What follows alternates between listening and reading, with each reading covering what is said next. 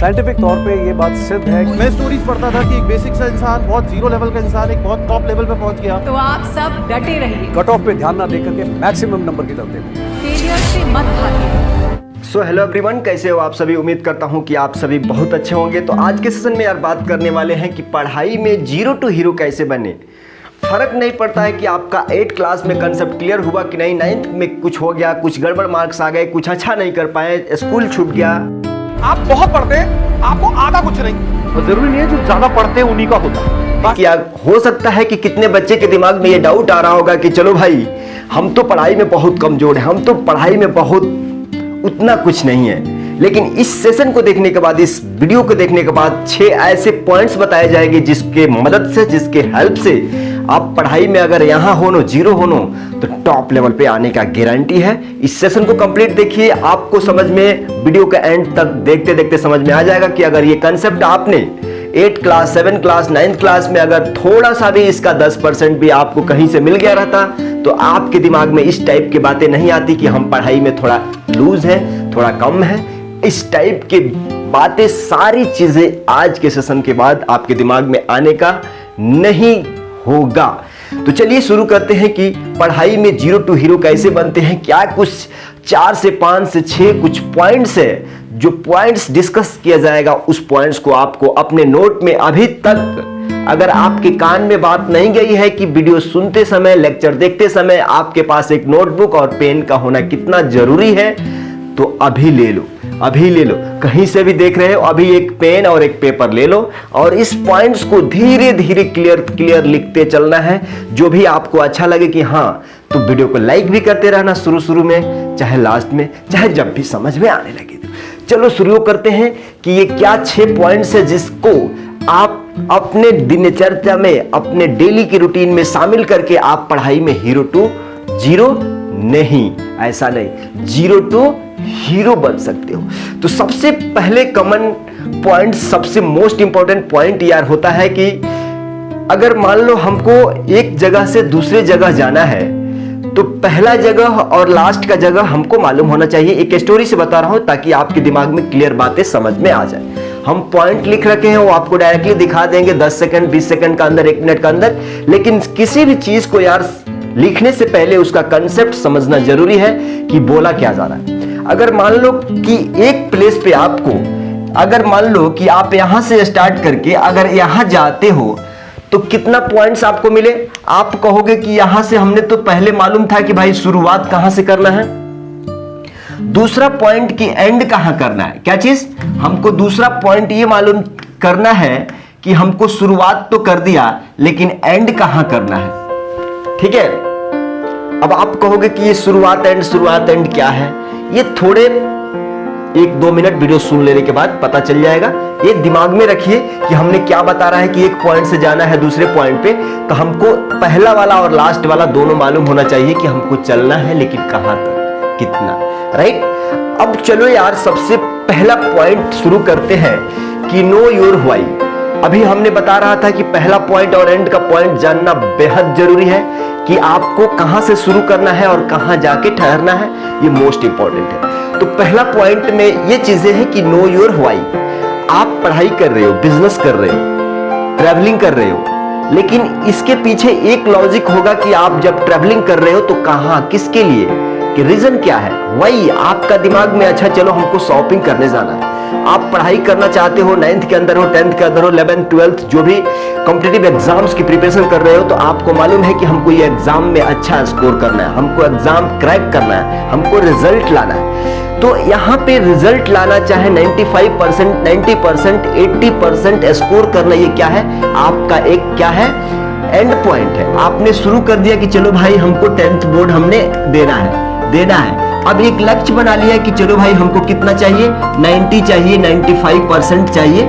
अब ये क्या होगा कि आपको एंड पॉइंट हो गया कि आपको उसके हिसाब से टारगेट बेस्ड पढ़ाई करना है। आपको टारगेट इसी चीज को करना है कि चलो हमको, मीन्स आपको क्या यहां मालूम हो गया, आपका व्हाई क्लियर हो गया। किसी भी इंसान हो, दुनिया का कोई भी इंसान हो, चाहे पढ़ाई में हो, चाहे बिजनेस में हो, चाहे किसी भी दुनिया के किसी भी फील्ड में हो, उसका व्हाई क्लियर होता है तभी जाके वो अपने रास्ता को एंजॉय करना पड़ता है, एंजॉय कर पाता है और उस चीज को काफी बेहतर ढंग से कर पाता है।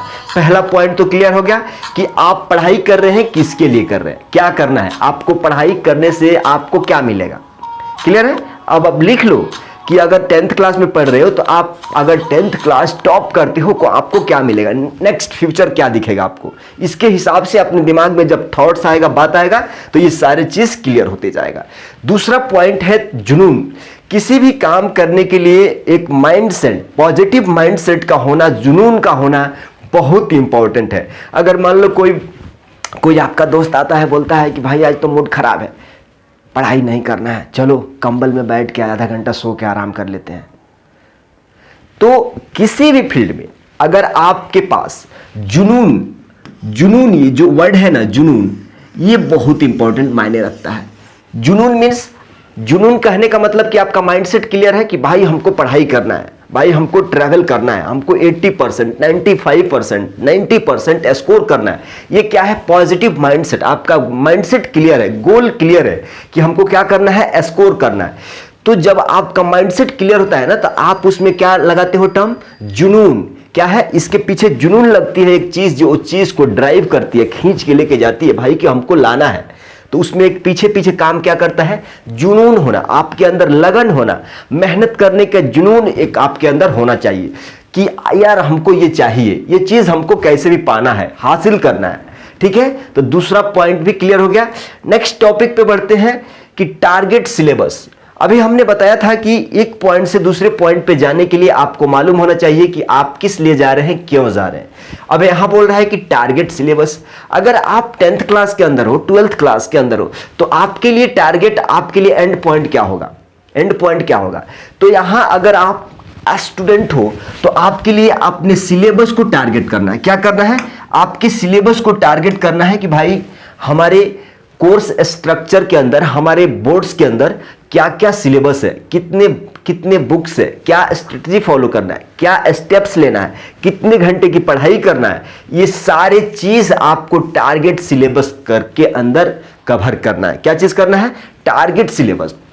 आप कब पढ़ने वाले हो, कितने घंटे पढ़ने वाले हो, आपके सिलेबस क्या है, क्या मैथ का बुक होगा, फिजिक्स का होगा, हिंदी का होगा, इंग्लिश कैसे पढ़ना, ये सारे चीज आपको टारगेट क्या करना है, सिलेबस में ही करना है। मोस्ट इंपॉर्टेंट 4 नंबर ये बोल रहा है कि भाई कंसिस्टेंट रहना जरूरी है। एक बात हम आपको बताते हैं कि मान लो अगर कोई बच्चा है, सेम 10th क्लास के अंदर है, राइट, 10th क्लास के अंदर है, ये बच्चा क्या है कि एक दिन 5 घंटा पढ़ता है, 5 घंटा पढ़ता है और 2 दिन क्या करता है, कहीं इधर उधर भटक जाता है आत्मा उसका।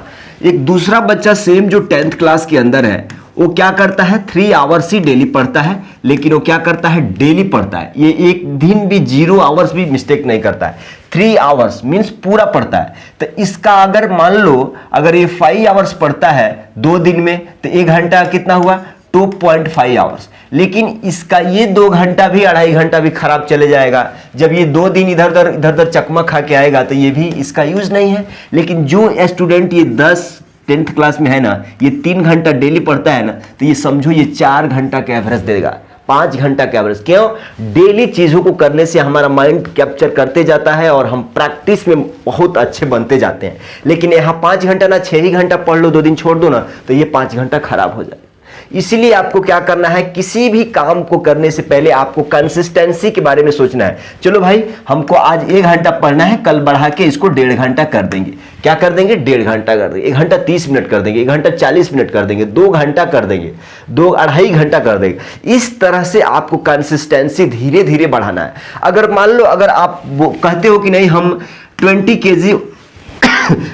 kg वेट हम लिफ्ट कर सकते हैं, 20 kg लेफ्ट वेट कर सकते हो, 20 किलो वजन उठा सकते हो, एक ही बार आपको 100 kg दे उठा लोगे क्या, नहीं उठाओगे। लेकिन अगर हम कहें कि नहीं 20 केजी जब उठा ले रहे हो ना तो 25 केजी कल उठा सकते हो, बिल्कुल पक्का उठा सकते हो। तो इसी तरह से ऐसा नहीं है कि 2 घंटा पढ़ रहे हो गपदप और 10 घंटा बैठ जाओ, पेट में गड़बड़ हो जाएगा, इधर उधर हेल्थ इश्यूज आ जाएगा। इसलिए धीरे धीरे धीरे कंसिस्टेंसी बनाइएगा। चाहे आप सुबह में उठने का है, चाहे शाम में सोने का जाने का है, आदत डालना है, किसी भी चीज को आपको करना है, कंसिस्टेंसी आपको धीरे धीरे बढ़ानी होती है। तो मोस्ट इंपॉर्टेंट चौथा पॉइंट क्या है, कंसिस्टेंट रहना है। आपको स्टडी में ऐसा नहीं है कि चलो 2 दिन पढ़ा 3 दिन गैप, 2 दिन पढ़ा 3 दिन गैप, ऐसा नहीं करना है। कम पढ़ो लेकिन रेगुलर बेसिस पे। क्लियर है? पांचवा पॉइंट है कि देखो यार, दुनिया में बहुत कम ऐसे बच्चे हैं कि वो सेल्फ चेक और सेल्फ एनालिसिस कर पाते हैं, और जो करते हैं वो फिर उनको टाइम ही नहीं है। सेल्फ एनालिसिस का मतलब कि सपोज आपने मैथ्स पढ़ लिया, राइट, कहां कहां घूमा, इंग्लिश पढ़ लिया, और शाम में अगर सोचते हो कि जब स्लीप का टाइम होता है तो यहां जा करके खाना खा करके सो जाते हो। अब ये 2 चीज को आपने क्या सेल्फ एनालिसिस किया कि भाई मैथ्स पढ़ा, इसमें क्या टॉपिक था, इंग्लिश पढ़ा, इसमें कंसेप्ट क्लियर हुआ कि नहीं, हम एक वर्ड बोल पा रहे हैं कि नहीं, और क्या क्या सिलेबस, सारी चीजें दिन का चर्चा। सोने से पहले आपको क्या करना पड़ेगा, सेल्फ चेक या सेल्फ एनालिसिस। इससे आपको एक माइंड को क्लैरिटी मिलता है। माइंड का क्लैरिटी इसलिए मिलता है कि चलो भाई हमने मैथ्स का पॉलिनोमियल पढ़ा है तो वो हमको कंसेप्ट आ गया है। तो जब भी सुबह नेक्स्ट डे उठोगे ना तो याद आएगा, वो रिकॉल होते रहेगा कि भाई पॉलिनोमियल का ये चीज इस तरह से था। तो आपको सेल्फ एनालिसिस और सेल्फ सेटिस्फैक्शन ये बहुत जरूरी है कि ये चीजें आप अपने डेली दिन के लास्ट में रिपीट करें। लास्ट पॉइंट क्या था? छठवां पॉइंट हमने इसमें नहीं लिखा है, लेकिन छठवां पॉइंट हम ये बताते हैं कि समझ लो यार, ये सारे काम, ये 5 पॉइंट, 6 पॉइंट, 10 पॉइंट, ये ट्रिक्स, ये टेक्निक्स किस लिए है, मकसद क्या है, ये चीजें सीखने की मकसद क्या है।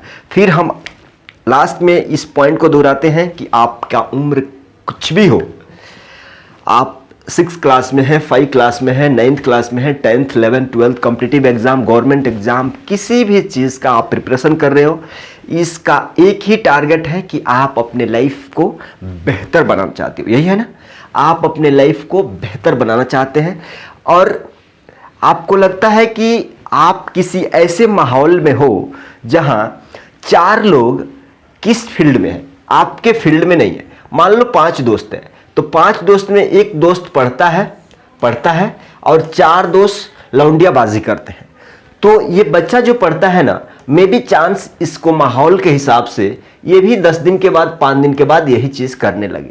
तो आपको ये सारी चीज बेस्ट, आपको माहौल चेक करना है कि आप किस स्टूडेंट्स के साथ, कैसे माहौल के साथ आप इंगेज्ड हो।